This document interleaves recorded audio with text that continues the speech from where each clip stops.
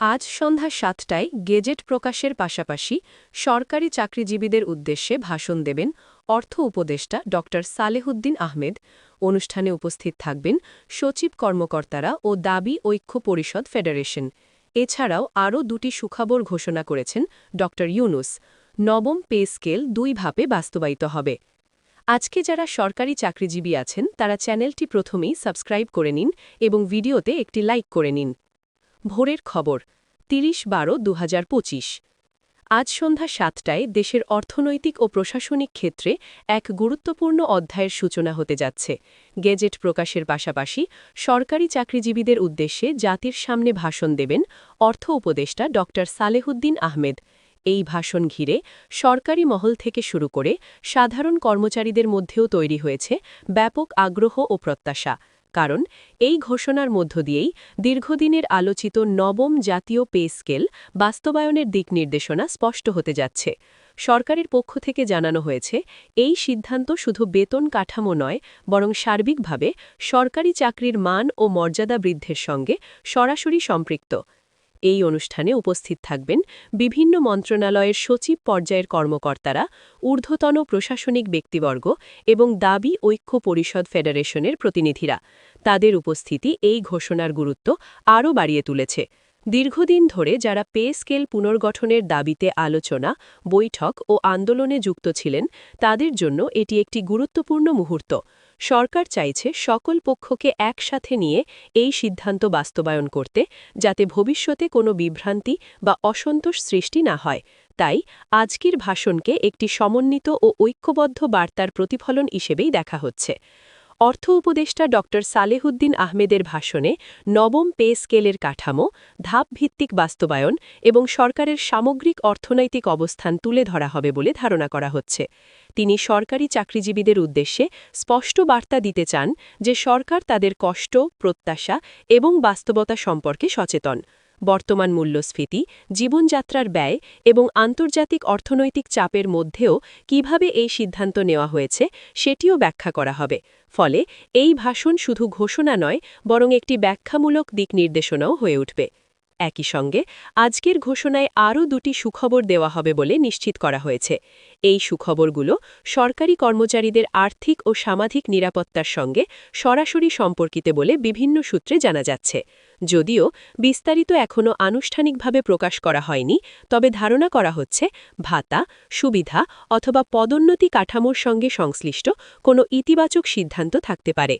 এই ঘোষণাগুলো নবম পে স্কেলের সঙ্গে সমন্বয় করেই কার্যকর হবে, যাতে সামগ্রিকভাবে কর্মচারীদের জীবনমান উন্নত হয়। নবম পে স্কেল বাস্তবায়ন করা হবে ২ ধাপে। এই সিদ্ধান্তকেও আজ আনুষ্ঠানিকভাবে তুলে ধরা হবে। প্রথম ধাপে প্রাথমিক কাঠামো কার্যকর করা হবে এবং পরবর্তী ধাপে পূর্ণাঙ্গ বাস্তবায়নের রূপরেখা নির্ধারণ করা হবে। সরকারের এই ধাপে ধাপে বাস্তবায়নের পরিকল্পনার মূল লক্ষ্য হল অর্থনৈতিক চাপ সামাল দিয়ে টেকসইভাবে সিদ্ধান্ত কার্যকর করা। এতে করে একদিকে কর্মচারীরা ধীরে ধীরে সুফল পাবেন, অন্যদিকে রাষ্ট্রের আর্থিক ভারসাম্যও বজায় থাকবে। এই সিদ্ধান্তের পেছনে দীর্ঘ আলোচনার ইতিহাস রয়েছে। বিভিন্ন সময় কমিটি গঠন, সুপারিশ প্রদান এবং সংশ্লিষ্ট অংশীজনদের সঙ্গে মতবিনিময় হয়েছে। সরকার চেয়েছে এমন একটি কাঠামো তৈরি করতে যা বাস্তবসম্মত এবং ভবিষ্যতেও কার্যকর থাকবে। আজকের ভাষণে সেই প্রক্রিয়ার সংক্ষিপ্ত বিবরণ তুলে ধরা হতে পারে, যাতে সবাই বুঝতে পারেন এই সিদ্ধান্ত হঠাৎ নয়, বরং পরিকল্পিত ও চিন্তাভাবনার ফল। সরকারি চাকরিজীবীদের জন্য নবম পে স্কেল শুধু বেতন বৃদ্ধি নয়, বরং একটি মানসিক স্বস্তির বিষয়ও। দীর্ঘদিন ধরে অনিশ্চয়তার মধ্যে থাকা কর্মচারীরা এই ঘোষণার মাধ্যমে একটি স্থির দিক নির্দেশনা পাবেন। এতে কর্মক্ষেত্রে মনোযোগ বাড়বে, দায়িত্ব পালনে উৎসাহ তৈরি হবে এবং সামগ্রিকভাবে প্রশাসনিক কার্যকারিতা বৃদ্ধি পাবে বলে আশা করা হচ্ছে। সরকারও বিশ্বাস করে সন্তুষ্ট কর্মচারী একটি কার্যকর রাষ্ট্র ব্যবস্থার মূল ভিত্তি। আজকের অনুষ্ঠানে দাবি ঐক্য পরিষদ ফেডারেশনের উপস্থিতি একটি গুরুত্বপূর্ণ বার্তা বহন করে। এটি প্রমাণ করে যে সরকার ও কর্মচারী প্রতিনিধিদের মধ্যে যোগাযোগ ও সমন্বয় বজায় রয়েছে। ভবিষ্যতে কোনো সমস্যা বা অসঙ্গতি দেখা দিলে আলোচনার মাধ্যমে সমাধানের পথ খোলা থাকবে, এমন আশ্বাসও এই উপস্থিতির মধ্য দিয়ে ফুটে উঠবে। ফলে আজকের ঘোষণা শুধু একটি সিদ্ধান্ত নয়, বরং পারস্পরিক আস্থার প্রতীক হিসেবেও বিবেচিত হচ্ছে। নবম পে স্কেল বাস্তবায়নের ফলে দেশের সামগ্রিক অর্থনীতিতেও একটি প্রভাব পড়বে। সরকারি কর্মচারীদের ক্রয় ক্ষমতা বাড়লে বাজারে চাহিদা বৃদ্ধি পাবে, যা অর্থনৈতিক কর্মকাণ্ডকে গতিশীল করতে পারে। তবে সরকার এ বিষয়েও সতর্ক রয়েছে, যাতে অতিরিক্ত চাপ সৃষ্টি না হয়। তাই ধাপে ধাপে বাস্তবায়নের সিদ্ধান্তকে অর্থনৈতিক ভারসাম্যের দিক থেকেও গুরুত্বপূর্ণ বলে মনে করা হচ্ছে।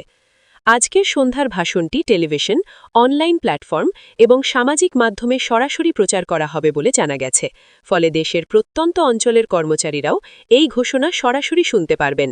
এতে করে গুজব বা ভুল তথ্য ছড়ানোর সুযোগ কমবে এবং সবাই একই তথ্য একই সময়ে জানতে পারবেন। সরকার এই দিকটিকেও বিশেষ গুরুত্ব দিচ্ছে। নবম পে স্কেল বাস্তবায়নের এই সিদ্ধান্ত তরুণ প্রজন্মের সরকারি চাকরি প্রত্যাশীদের মাঝেও নতুন আশার সঞ্চার করেছে। তারা দীর্ঘদিন ধরে একটি স্থিতিশীল ও সম্মানজনক বেতন কাঠামোর প্রত্যাশা করে আসছিল। আজকের ঘোষণার মাধ্যমে সরকার একটি স্পষ্ট বার্তা দিচ্ছে যে মেধা ও পরিশ্রমের যথাযথ মূল্যায়ন করা হবে। এতে ভবিষ্যতে সরকারি চাকরিতে যোগ দিতে আগ্রহী শিক্ষিত তরুণরা আরও উৎসাহিত হবে। একই সঙ্গে প্রশাসনের নতুন চিন্তা ও কর্মক্ষমতা যুক্ত হওয়ার সম্ভাবনাও তৈরি হবে। এছাড়াও এই সিদ্ধান্তের ফলে বিভিন্ন দপ্তরে চলমান অসন্তোষ ও অনিশ্চয়তা অনেকাংশে দূর হবে বলে মনে করছেন সংশ্লিষ্টরা। দীর্ঘদিন ধরে পে স্কেল নিয়ে যে প্রশ্ন ও জটিলতা তৈরি হয়েছিল, তা আজকের ঘোষণার মাধ্যমে পরিষ্কার দিক নির্দেশনা পাবে। কর্মচারীরা যখন নিজেদের ভবিষ্যৎ আর্থিক পরিকল্পনা সম্পর্কে নিশ্চিত হতে পারবেন, তখন তাদের কাজে মনোযোগ ও দায়িত্ববোধ স্বাভাবিকভাবেই বাড়বে। এতে সরকারি সেবার মান উন্নত হওয়ার একটি ইতিবাচক প্রভাব পড়বে। সব মিলিয়ে আজকের ঘোষণা সরকারি চাকরিজীবীদের জন্য একটি নতুন অধ্যায়ের সূচনা করতে যাচ্ছে। নবম পে স্কেল, 2 ধাপে বাস্তবায়ন এবং অতিরিক্ত 2টি সুখবর, এই 3টি বিষয় মিলিয়ে এটি একটি বহুমাত্রিক সিদ্ধান্ত। সরকার আশা করছে এই পদক্ষেপ কর্মচারীদের আস্থা বাড়াবে এবং রাষ্ট্র পরিচালনায় ইতিবাচক প্রভাব ফেলবে। আজ সন্ধ্যা 7টায় জাতির সামনে দেওয়া এই ভাষণ তাই শুধু একটি আনুষ্ঠানিক ঘোষণা নয়, বরং ভবিষ্যতের পথনকশা হিসেবেই বিবেচিত হবে।